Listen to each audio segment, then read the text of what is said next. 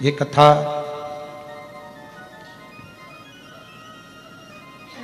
भगवान शिव की ही कृपा से ऑनलाइन चल रही है और पूरी शिव महापुराण की कथा एक विश्वास की कथा है।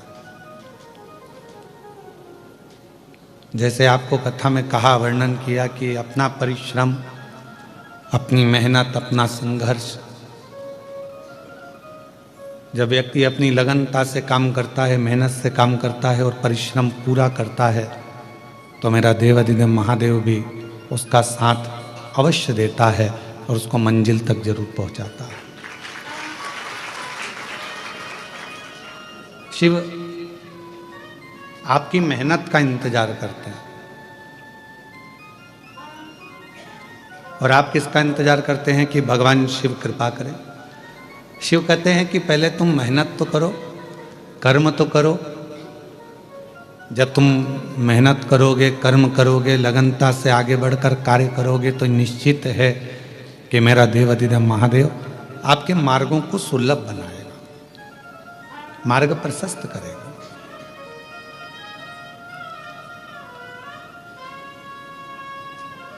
अभी कलेक्टर महोदय कह रहे थे कि गुरुजी यहाँ लोग आते हैं तो एलोरा की गुफा में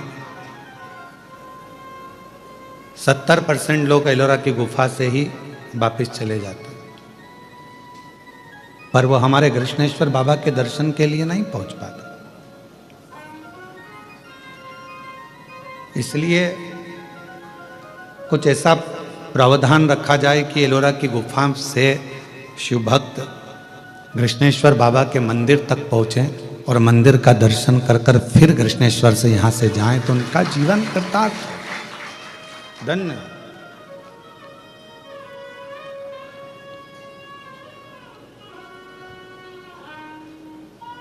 एक विश्वास, एक भरोसा, एक दृढ़ता जब यह हमारे भीतर होगी और हमारी कार्यशैली, हमारा कर्म यदि प्रबल होगा, तो निश्चित है कि हम अपनी मंजिल तक पहुंचेंगे।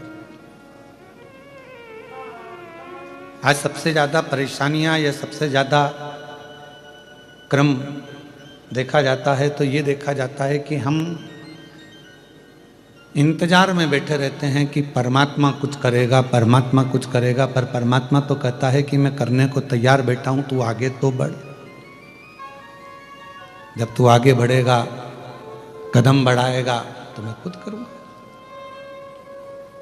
और ये संवाद हमारे यहाँ एक बार तुलसीदास बाबा गंगा जी के घाट पर बैठे हुए थे और वो लिख रहे थे, सिया राममय सब जगह जाने, पूरा संसार राममय। तुलसीदास जी ने चौपाई लिख दी,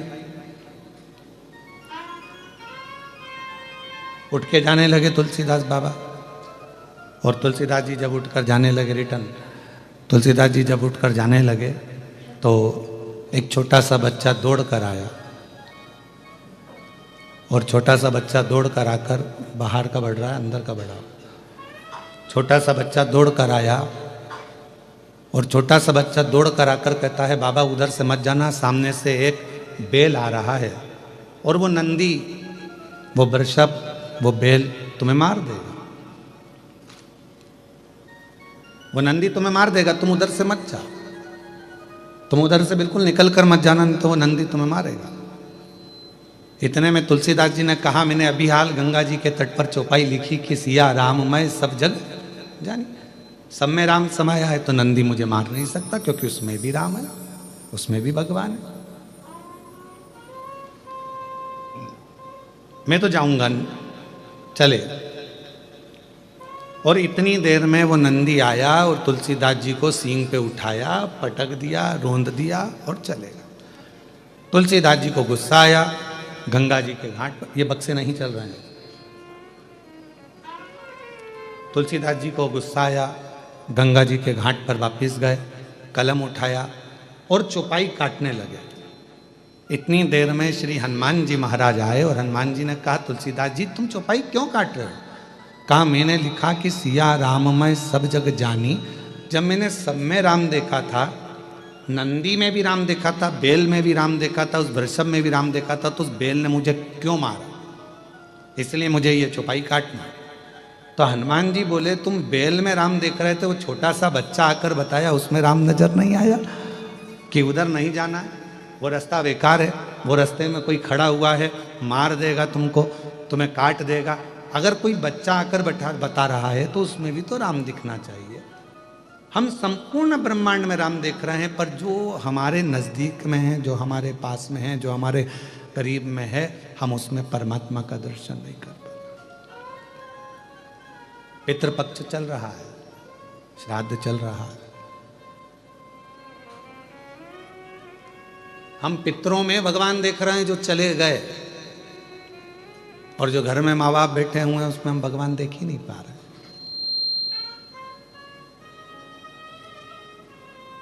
हम संपूर्ण जगत में परमात्मा को देख रहे हैं, पर अपने घर में जो लोग रह रहे हैं, अपने घर में जेठानी रह रही है, देवरानी रह रही है, देवर रह रहा है, जेठ रह रहा है, ससुर रह रहे हैं, सास रह रहे हैं, माता रह रही है, पिता रह रहे हैं, बहन रह रही है, भाई रह रहे हैं, जो हमारा कुटुंब रह रहा है, जो हमारा परिवार रह रहा है, वो सब परमात्मा का ही तो एक स्वरूप है।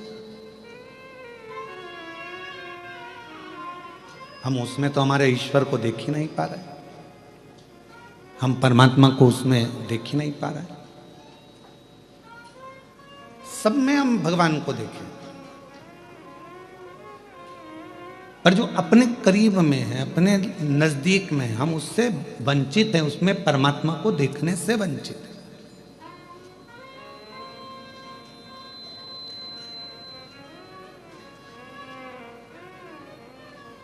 भूख, भोजन और भय, क्या क्या चीज है?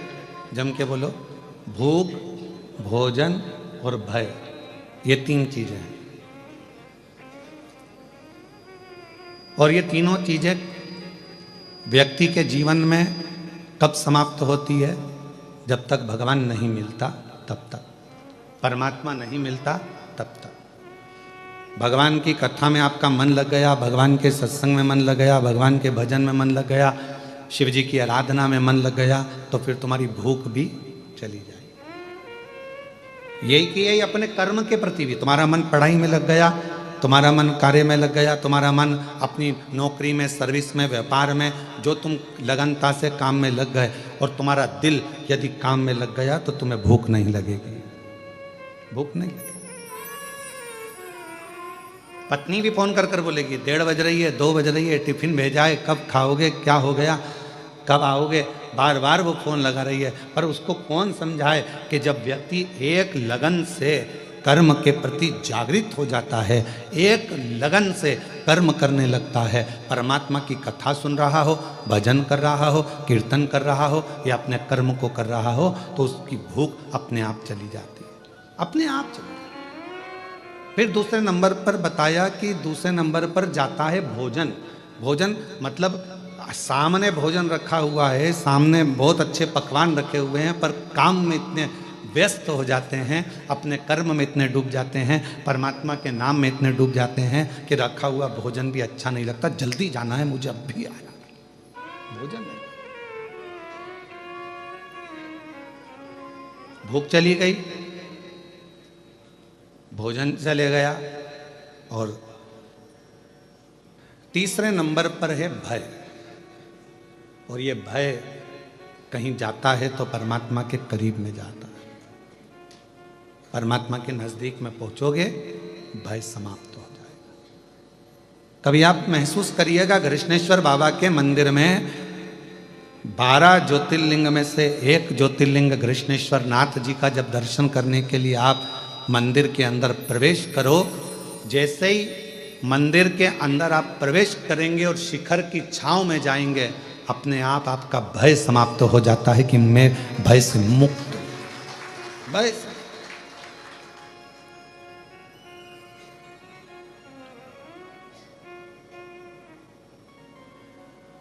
भय कब लगता है? जब व्यक्ति अकेला होता है।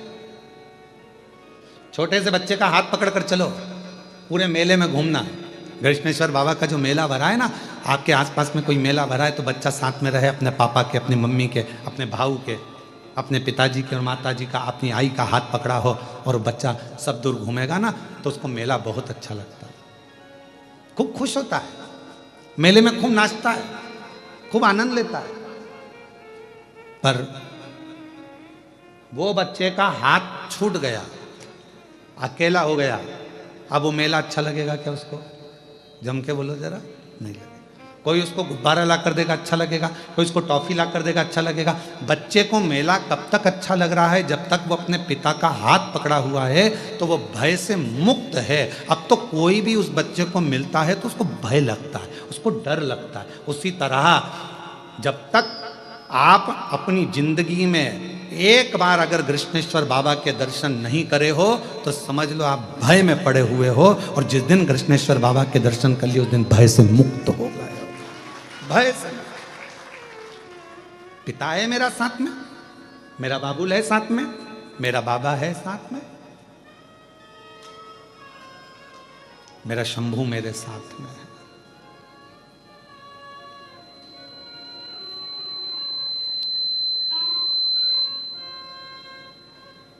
और जब मेरा बाबा, मेरा शंभू, मेरा त्रिकालदर्शी, मेरा कैलाशी अविनाशी साथ होता है, तो फिर भय नहीं होता है, फिर भय नहीं।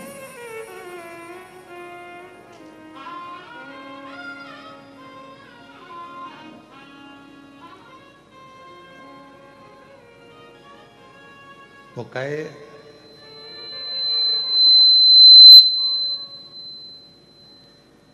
ओ बाबा रे, तेरे बिना भी क्या जीना। थोड़ा प्रेशर कम करो, बाहर की आवाज गूंज रही है जिसके कारण वो सीटी मार रहा है ये पूरा हॉल की। ओ बाबा रे, तेरे बिना भी क्या जीना। ओ शंभू रे, तेरे बिना भी क्या जीना। फूलों में कलियों में, काशी की गलियों में, फूलों में कलियों में, काशी की गलियों में, तेरे बिना कुछ कहीं ना। तेरे बिना भी क्या जीना। ओ भोले रे, तेरे बिना भी क्या जीना। ओ शंभू रे, तेरे बिना भी क्या जीना। फूलों में कलियों में, काशी की गलियों में, फूलों में कलियों में, काशी की गलियों में, तेरे बिना कुछ कहीं ना। तेरे बिना भी क्या जीना। ओ बाबा रे, तेरे बिना भी क्या जीना। ओ शंभू रे, तेरे बिना भी क्या जीना। अकेले नहीं रहोगे जिस दिन शिव के करीब में आ गए, जिस दिन भगवान शंकर के पास आ गए, शिव के नजदीक आ गए, जिस दिन भगवान शंकर की शरणागति में आ गए। मिठास लाओ मिठास, गला पकड़ रहा है वापस। भगवान शिव के जिस दिन करीब में आ गए, भगवान शंकर के जिस दिन नजदीक आ गए, उस दिन अकेले नहीं रहोगे। भगवान के करीब में आने के बाद व्यक्ति अकेला नहीं रहता।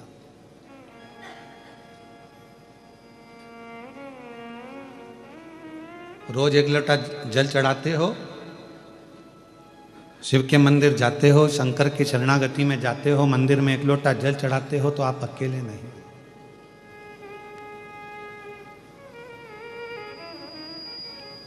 अभी आपको कथा में कहा था कि भोजन 5 रात्रि हमारे पेट में रहता है, शरीर में रहता है।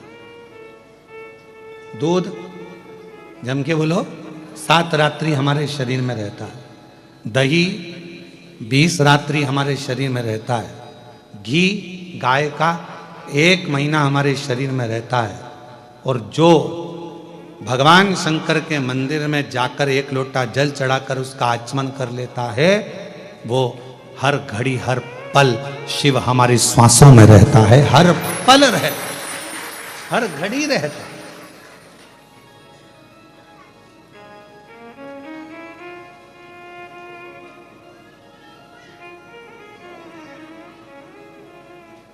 फूलों की कलियों में, काशी की गलियों में, फूलों की कलियों में, बेलूर की तेरे बिना कुछ नहीं,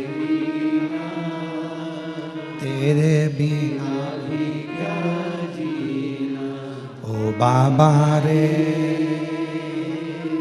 तेरे बिना भी क्या जीना। हम शिव के करीब में हैं तो शिव हमारे साथ हर पल, हर घड़ी, हर क्षण है।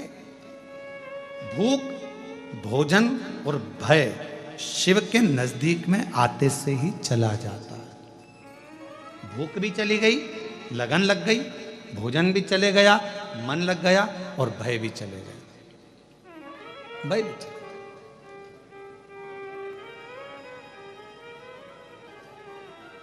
अब जब भगवान से लगन लगाकर बैठ गए तो पूरन पोली और आमटी भाएगी।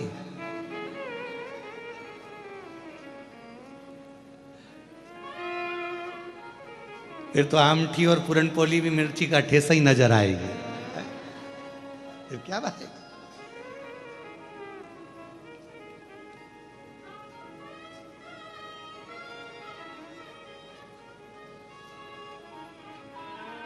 और एक बात और है, तुमचा मराठी भाषा चांगला आहे।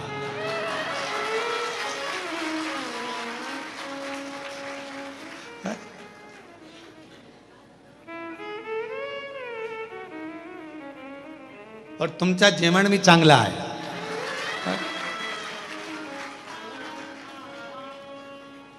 नारखेड़े जी या पाटिल जी, तुम लोग एक एक महीना बांध लो हमको मराठी सिखाने के लिए।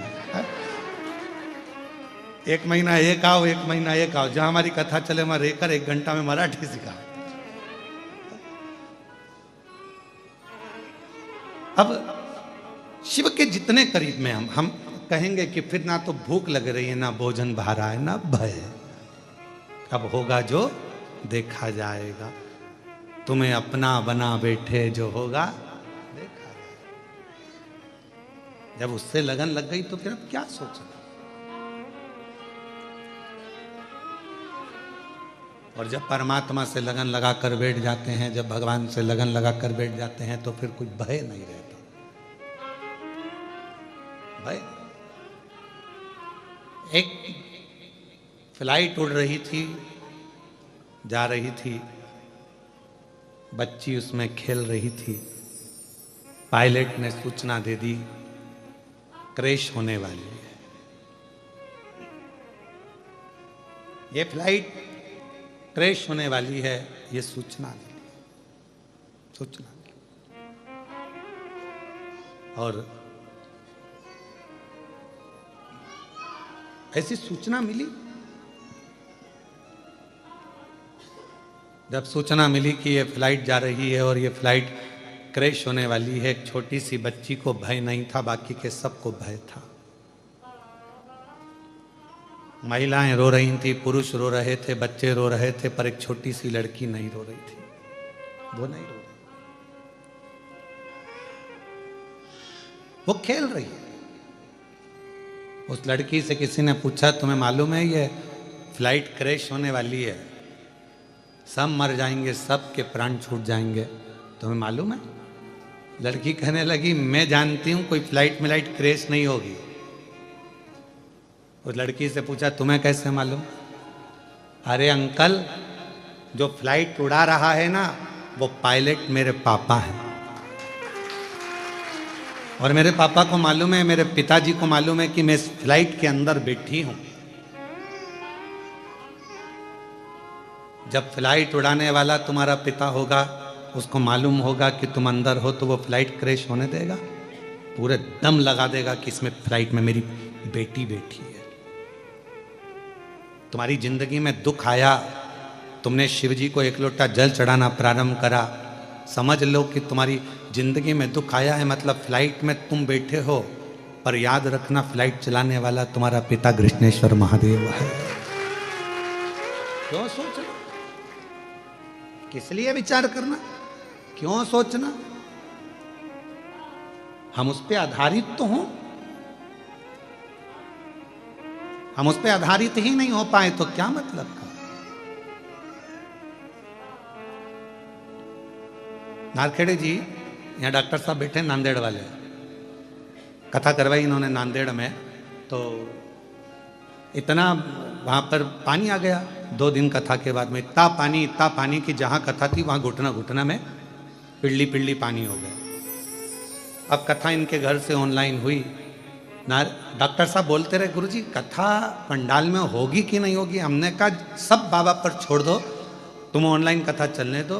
2 दिन ऑनलाइन कथा चली, तीसरे दिन स्वयं प्रशासन ने कह दिया कि जगह पूरी खाली हो चुकी है, आराम से कथा करिए, शिव को कथा कराना थी और कथा पूरी।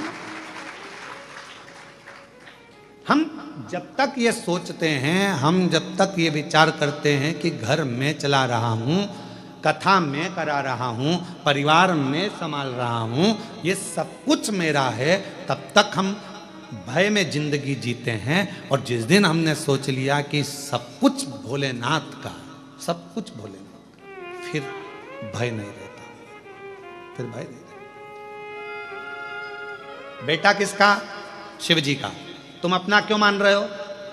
संकल्प छोड़कर कह दो कि ये मेरा बेटा नहीं, ये तो स्वयं जगत गुरु शंकराचार्य जी का एक प्रसंग आता है।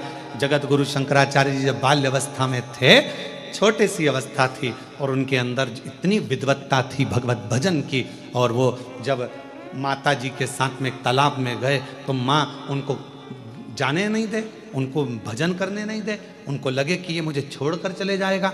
माँ के सामने तालाब के अंदर चले गए छोटा सा बालक शंकर, और अंदर गए और चिल्लाने लगे, माँ मुझे मगर ने पकड़ लिया, माँ मुझे मगर ने पकड़ लिया। माँ अंदर कैसे जाए, उसे तैरना नहीं आता था, बच्चे को कैसे भगाए। तब शंकर ने कहा, माँ मगर कह रहा है, तू मुझे अब्बी की अब्बी दान दे दे शिव जी को कि मेरा बेटा शंकर का,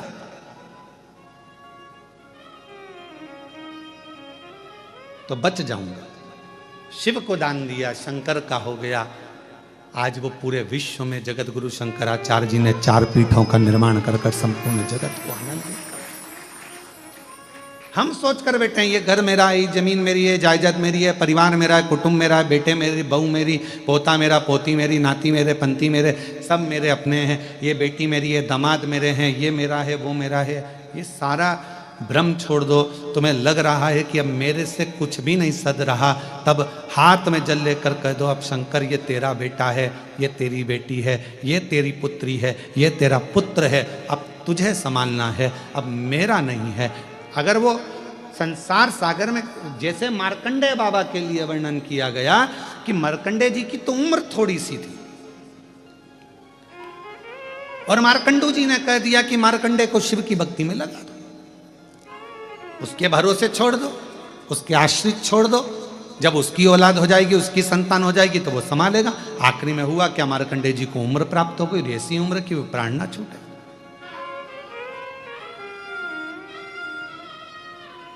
हम ब्रह्म में जी रहे हैं, ये मेरा बेटा, ये मेरी बेटी, ये मेरा परिवार, ये मेरा परिवार, ना ना ना। जिस दिन आपने ये विचार कर लिया कि ये सब कुछ मेरे भोलेनाथ का है, मेरा बेटा भी शंकर का, मेरी बेटी भी शंकर की, तब अगर ये मेरा बेटा ठीक है, अगर मेरा बच्चा ठीक हो। और हम कई लोगों से, ऐसे कई लोग आते हैं कुबेरेश्वर धाम पर, जिनको डॉक्टर ने, कई बीमार लोग आते हैं, हम तो कहेंगे कि बहुत ज़्यादा तबीयत खराब है, स्वास्थ्य ठीक नहीं है, तो हम तो उनसे कहते हैं कि अपने घर में रहकर कथा सुनो और बाबा का भजन करो, जब ठीक हो जाओ तब बाबा के धाम। फिर भी लोग नहीं मानते, आ जाते हैं बहुत बीमार से, किसी को कैंसर हो गया, किसी का किडनी लीवर खराब हो गया, किसी का कुछ हो गया।